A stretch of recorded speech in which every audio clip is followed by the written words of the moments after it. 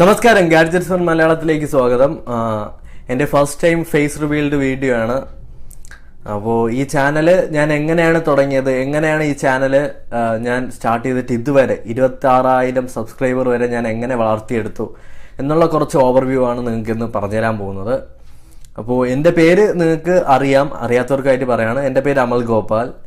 ഞാൻ ഇവിടെ ഡിഗ്രി ചെയ്യാണ്. ഇവിടെ ട്രിവാൻഡ്രത്താണ് എൻ്റെ വീട്.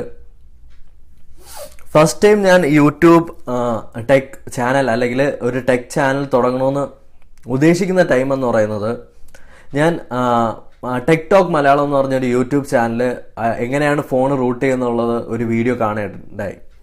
പണ്ടുപോലെ ഞാൻ ഈ ടെക്നിക്കൽ പരമായിട്ട് ഒരുപാട് ഇൻട്രസ്റ്റഡ് ആയിരുന്നു. അതുകൊണ്ട് തന്നെ എൻ്റെ ഫസ്റ്റ് ചാനൽ ഞാൻ ഒരുപാട് ഇഷ്ടപ്പെട്ട ഒരു ചാനൽ എന്ന് പറഞ്ഞാൽ ഗാഡ്ജറ്റ്സ് പോർട്ടൽ എന്ന് പറഞ്ഞൊരു ചാനലുണ്ട്. ഒരു ഇംഗ്ലീഷ് ചാനലാണ്.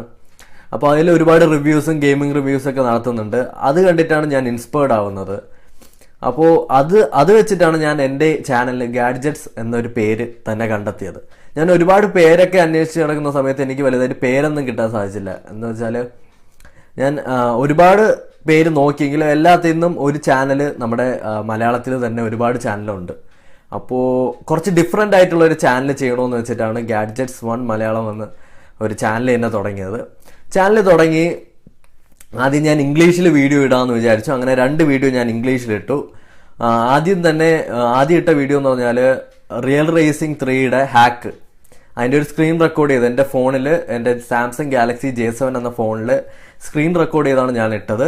അതിട്ട് 2 ദിവസത്തിൻ്റെ അകത്ത് തന്നെ എനിക്ക് കോപ്പിറൈറ്റ് സ്ട്രൈക്കും കിട്ടി, വീഡിയോ ഡിലീറ്റ് ആവുകയും ചെയ്തു. ആ സമയത്ത് ഞാൻ എന്താണ് ഈ കോപ്പിറൈറ്റ്, എനിക്ക് വലുതായിട്ടൊരു ഒന്നും അറിയത്തില്ല. ജസ്റ്റ് ഞാൻ എൻ്റെ ഒരു ചാനൽ തുടങ്ങി ഒരു വീഡിയോ അപ്ലോഡ് ചെയ്തു, അത്രേ ഞാൻ ചെയ്തിട്ടുള്ളൂ. എന്താണ് ഈ കോപ്പിറൈറ്റ്? അപ്പോൾ ഞാൻ അതിനെപ്പറ്റി ഒന്ന് ചിന്തിച്ചു, അതിനെപ്പറ്റി ഒന്ന് അന്വേഷിച്ചപ്പോഴാണ് കോപ്പിറൈറ്റിനെ പറ്റി ഒരുപാട് അറിഞ്ഞത്. കോപ്പിറൈറ്റിനെ പറ്റി അറിഞ്ഞപ്പോഴാണ് ഇത് യൂട്യൂബ് വഴി നമുക്ക് കാശുണ്ടാക്കാം, യൂട്യൂബ് വഴി കാശുണ്ടാക്കി നമ്മുടെ അക്കൗണ്ട് വെരിഫൈ ചെയ്ത് ഒരുപാട് സംഗതികളൊക്കെ ഞാൻ അറിഞ്ഞ സമയത്ത് എനിക്കും അങ്ങനെ ഒരു ആഗ്രഹം തോന്നി. അപ്പോൾ എന്നിട്ട് ഞാൻ കോപ്പിറൈറ്റ് വന്നതുകൊണ്ട് തന്നെ ഞാനതൊന്ന് ഡ്രോപ്പ് ചെയ്തിട്ട് ചാനൽ അങ്ങനെ തന്നെ തുടങ്ങി കിടന്നു. ഞാനങ്ങ് വീഡിയോ ഒന്ന് അപ്ലോഡ് ചെയ്യാതായി. അപ്പോൾ വീഡിയോ അപ്ലോഡ് ചെയ്യാതിരുന്നപ്പോൾ ഇടയ്ക്കാണ് ഞാൻ ഫോണിൽ യൂട്യൂബ് എടുത്ത സമയത്താണ് ടെക് ടോക്ക് മലയാളം എന്ന ചാനലിലെ ഒരു വീഡിയോ കണ്ടത്. അത് കണ്ടപ്പോൾ ആ വിപിൻ ചേട്ടൻ്റെ അവതരണ ശൈലിയും വിപിൻ ചേട്ടൻ്റെ ആ സൗണ്ടും എല്ലാം എനിക്ക് ഒരുപാട് ഇഷ്ടപ്പെട്ടു.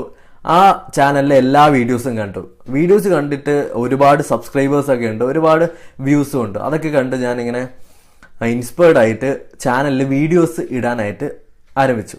അപ്പോഴാണ് ഞാൻ ഗാഡ്ജറ്റ്സ് വൺ എന്നത് മാറ്റിയിട്ട് gadgets one Malayalam tech tips എന്ന ഫുൾ നെയിമിലേക്ക് കടന്നത്. അതോടൊപ്പം എനിക്ക് ലോഗോ ഉണ്ടാക്കി തരാൻ ആരുമില്ലായിരുന്നു. ലോഗോ ഒന്നും എനിക്ക് ഉണ്ടാക്കാൻ അറിയത്തില്ലായിരുന്നു. ഞാൻ എന്ത് ചെയ്തു, ഗൂഗിളിൽ നിന്ന് കുറച്ച് PNG ഫയൽസ് കളക്ട് ചെയ്തിട്ട് അത് വെച്ചിട്ട് ഒരു ലോഗോ ക്രിയേറ്റ് ചെയ്തു. എൻ്റെ സ്വന്തമായിട്ട് തന്നെ ഒരു ലോഗോ ക്രിയേറ്റ് ചെയ്തു. ആ ലോഗോയാണ് ഇപ്പോൾ ഉള്ള ഗാഡ്ജറ്റ്സ് വണ്ണിൻ്റെ ഒരു ലോഗോ എന്ന് പറയുന്നത്. പിന്നെ ചാനൽ ആർട്ടും ക്രിയേറ്റ് ചെയ്തു. എന്നിട്ട് മലയാളത്തിൽ വീഡിയോസ് അപ്ലോഡ് ചെയ്തു. ആദ്യം ഞാൻ വീഡിയോസ് അപ്ലോഡ് ചെയ്യാൻ തുടങ്ങിയത് സ്ക്രീൻ റെക്കോർഡ് ചെയ്തിട്ട് അതിൻ്റെ കൂടെ ഈ സാംസങ്ങിൻ്റെ ഹെഡ്സെറ്റ് വെച്ചിട്ട് സംസാരിച്ചിട്ട് വോയിസ് കൊടുത്തു, അങ്ങനെയാണ്. പക്ഷെ വോയിസ് കൊടുക്കുന്ന നേരത്ത് ബാക്ക്ഗ്രൗണ്ട് നോയ്സ് വരുന്നു, ഒരുപാട് ന്യൂസൻസ് വരുന്നു. പിന്നെ എൻ്റെ സൗണ്ട് കുറച്ച് കുറഞ്ഞും അതിനകത്തുള്ള ബാക്ക്ഗ്രൗണ്ട് മ്യൂസിക് കുറച്ച് വലുതായിട്ട്, ബാക്ക്ഗ്രൗണ്ട് മ്യൂസിക് നല്ല ഹൈ ആയിരിക്കും, എൻ്റെ വോയിസിൻ്റെ വോളിയം എന്ന് പറഞ്ഞാൽ കുറഞ്ഞിരിക്കും.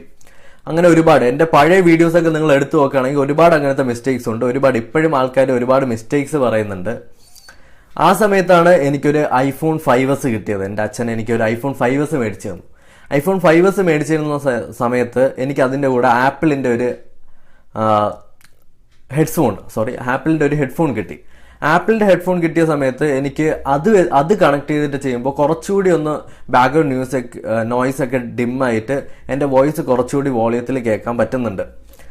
അപ്പോൾ ഞാൻ കുറച്ചുകൂടി ഒന്ന് ഹാർഡായിട്ട് ചിന്തിച്ചു, ഈ ഫോണിൽ എഡിറ്റ് ചെയ്യുന്നത് മാറ്റിയിട്ട് സിസ്റ്റം വഴി എഡിറ്റ് ചെയ്താലോ എന്ന്.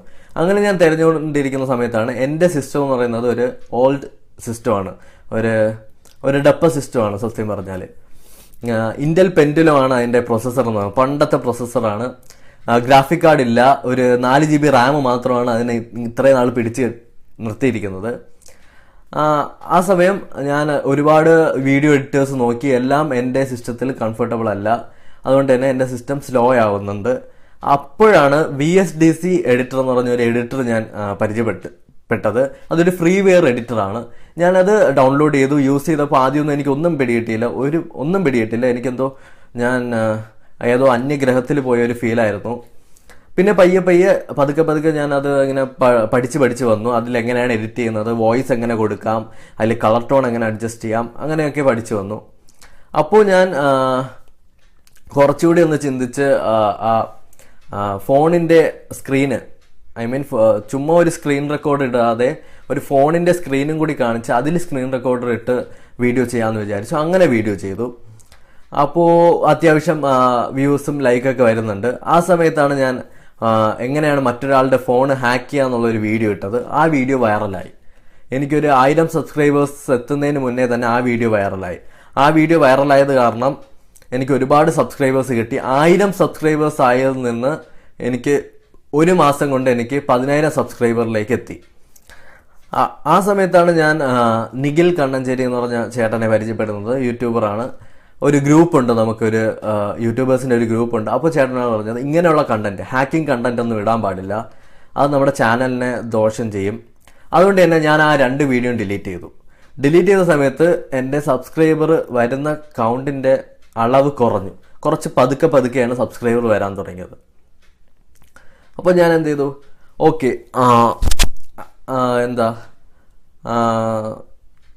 കുറച്ചൊന്ന് ഡിപ്രസ്ഡ് ആയിട്ട് പിന്നെ ഞാൻ തീരുമാനിച്ചു, ഇപ്പോൾ നമ്മൾ ഇങ്ങനെ ഒരു കണ്ടന്റ് ഇങ്ങനെ ഒരു വീഡിയോ ഇട്ടാൽ എന്നായാലും നമ്മുടെ യൂട്യൂബ് കാണും, എൻ്റെ ചാനൽ ഡിലീറ്റ് ചെയ്യും.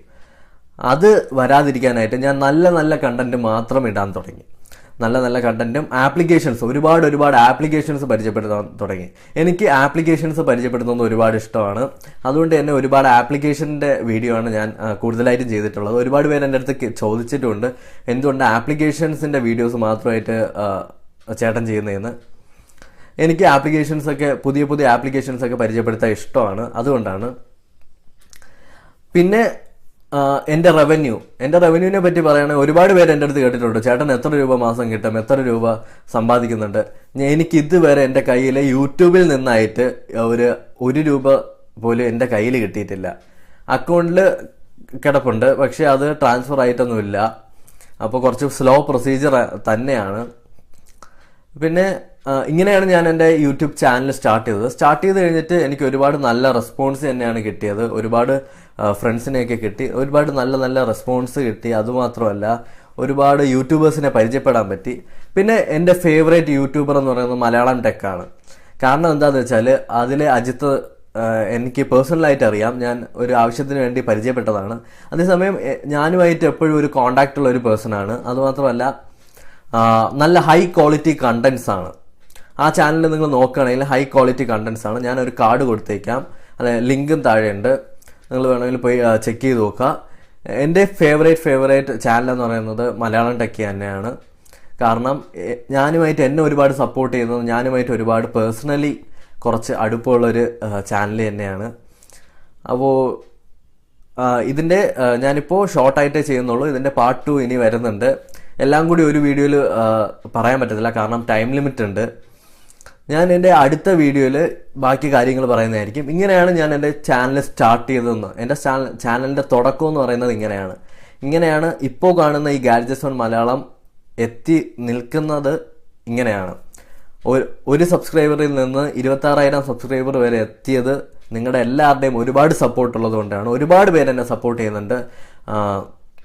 മീഡിയ ടെക്, പിന്നെ ടെക്നിക്കൽ മലയാളം, പിന്നെ ടെക് ഫോർ മലയാളം, പിന്നെ ഒരുപാട് ചാനൽസ്, എനിക്ക്